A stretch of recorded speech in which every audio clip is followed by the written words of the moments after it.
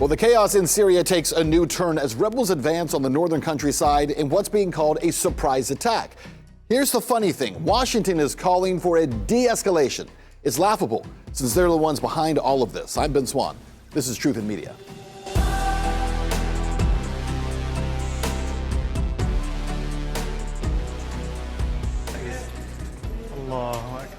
Well, overnight, Syrian rebels, including factions linked to Al-Qaeda, surging into the northern countryside. What you're watching here are the moments a group of them enter into the palace of President Bashar al-Assad.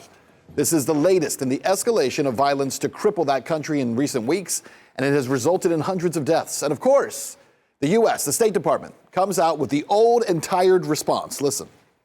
Any country try and take advantage of the situation in Syria, to try to take advantage of the instability in Syria. We want to see all countries use their influence, use their leverage to push for de-escalation, protection of civilians, and ultimately a political process forward.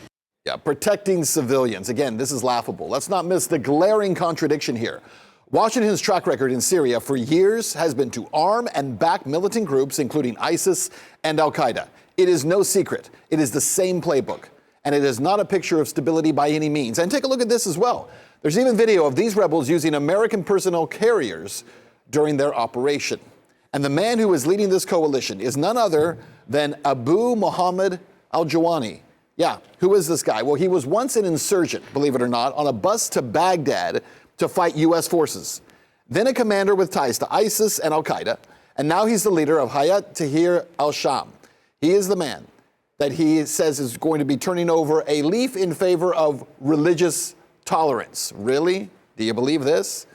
Some are skeptical, and with good reason. After all, this is the guy who's been involved in some of the nastiest parts of the Syrian civil war for years, and now he's making waves in Aleppo, presenting the biggest challenge to Assad's regime in almost a decade.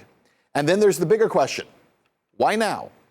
It's no coincidence that Syria's strongest allies, Russia and Iran, are preoccupied. Moscow, obviously, in Ukraine, Tehran in Gaza.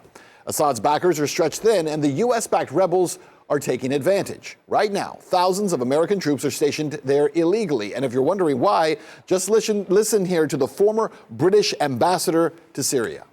They are there to prevent Syria recovering from the conflict. They are there to steal Syria's oil and use that money to finance the U.S. occupation. Already, we have seen U.S. aircrafts conducting airstrikes, further entangling itself into a conflict with no clear end game once again. And it's not just boots on the ground or airstrikes.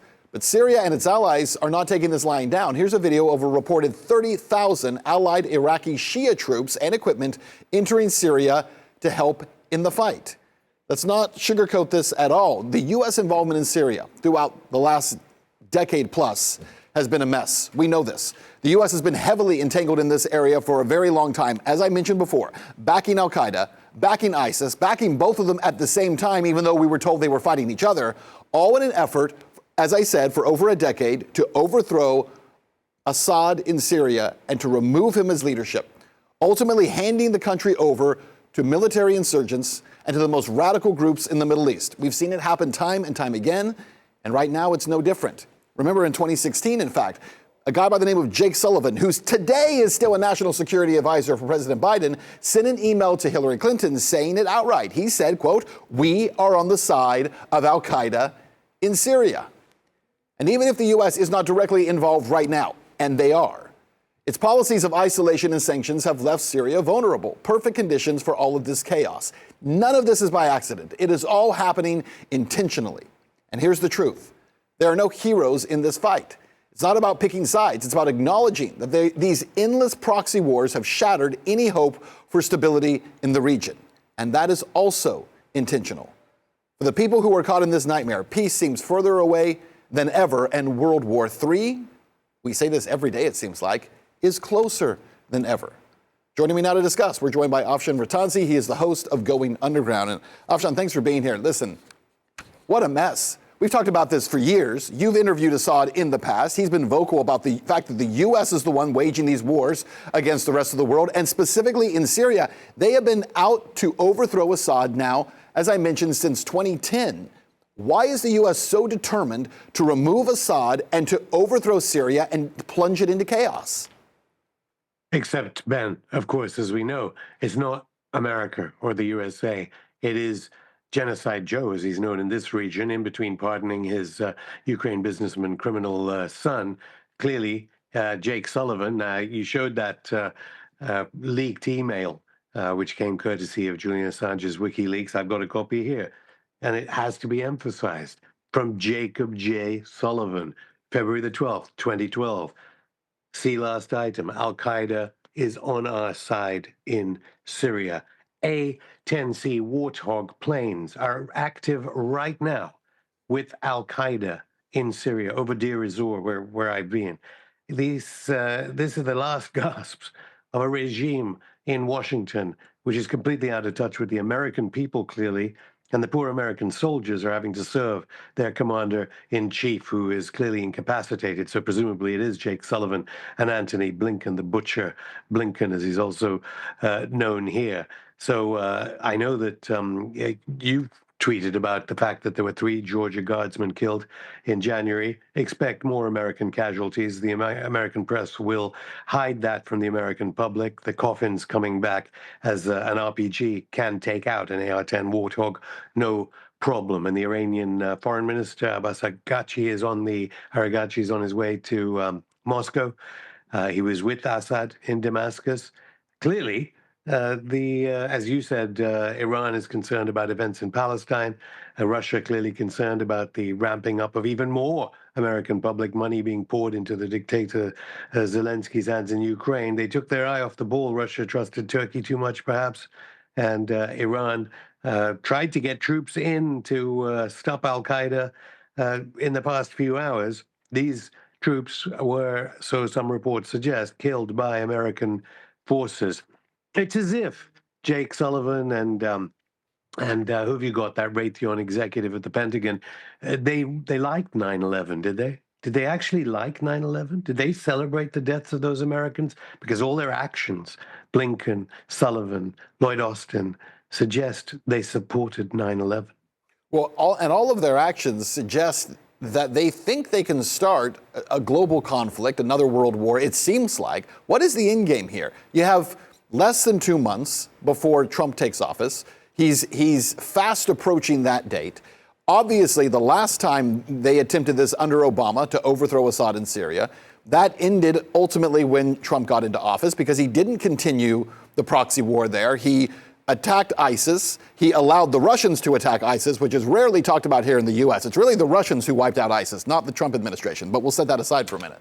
But even with that happening, he wasn't involved in trying to overthrow Assad. Now we see, with the last weeks of Biden being in office, this incredible ramping up, and then again, U.S. airstrikes. I mean, what are they even doing right now? It seems like we're waging war on all these fronts with only weeks to go. There's no time to actually conduct a war. So what is the end game? You know, it was the leader of Eritrea that once told me, Washington policy just seems to sow chaos. It's not even of any strategic value often enough. Clearly, the head of the CIA in Seoul failed to convince the president of South Korea not to introduce martial law. The CIA is telling the Georgian president, continue with this, try and create a coup situation in Georgia. What are the reasons behind all this chaos that is trying to ferment? I mean, the United States will be defeated in Syria. It's always defeated from Vietnam onwards. So why is Biden, or the people that control Biden, why do they want to do this? And I think we can guess. They want to sow utter chaos for an incoming Trump administration. They have the entire NATO propaganda media on their side, still lying about fake chemical attacks in Syria, supposedly by the Assad administration, which have been debunked by OPCW whistleblowers. They have that to continue working within an echo chamber within the State Department.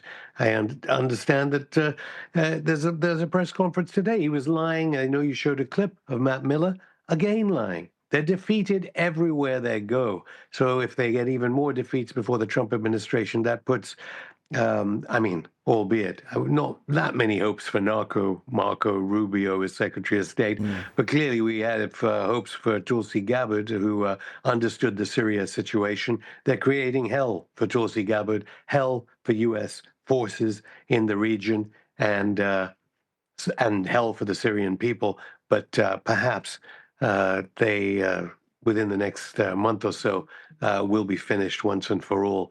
Certainly, Tulsi Gabbard saw through all the lies about Syria. Certainly. Let me ask you one more question here, and it's specific to Tulsi. So throwing out a theory here, I have no evidence that this is true, but throwing out a theory. Do you think it's possible that some of what's happening, because there is no rhyme or reason to it, as you mentioned, it is just sowing chaos. There's no strategy here. There doesn't seem to be any actual plan to get Assad out in 6 weeks, and everything seems to be working against this.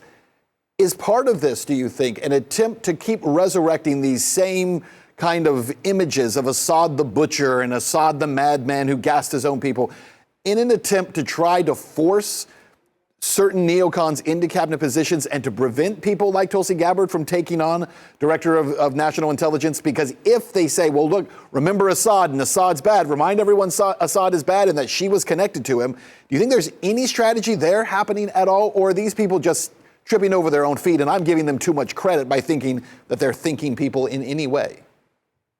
I think you could be right there, and it certainly works. There are echo chambers all over Washington, which may be putting pressure on some of these very odd cabinet appointments, nominees that Trump is coming out with. What we can be sure about is that just as the United States has armed Al-Qaeda and ISIS elements in the past under President Obama, this will come to haunt the United States at home as ISIS and Al-Qaeda are got rid of by this region.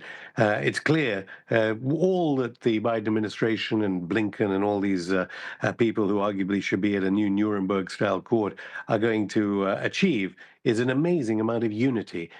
This time round, Saudi Arabia is calling out the genocide in Israel. The UAE is talking to Syria.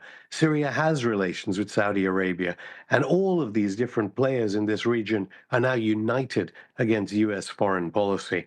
I suppose we have to look at what the fallout may happen to NATO member Turkey. But whatever it does, one can only rely on some kind of independent media in the United States that can try and pressure Trump to realize he's being done again. This is the same John Bolton style rubbish that destroyed his presidency last time around. You know, it's interesting because the U.S. keeps saying that we can isolate the world through foreign policy. And the only one who gets isolated is the U.S. through that policy. Afshin Rattansi, thanks so much for your time and your insight. And that is our show. You can catch all of our latest coverage. Check us out on X at @truth_in_media. And you can watch all of our full episodes right now at truthinmedia.com.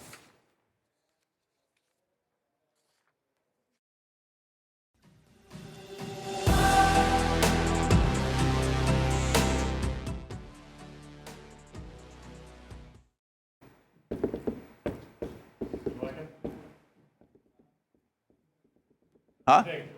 Yeah. Just the earpiece will go. We'll do shorts.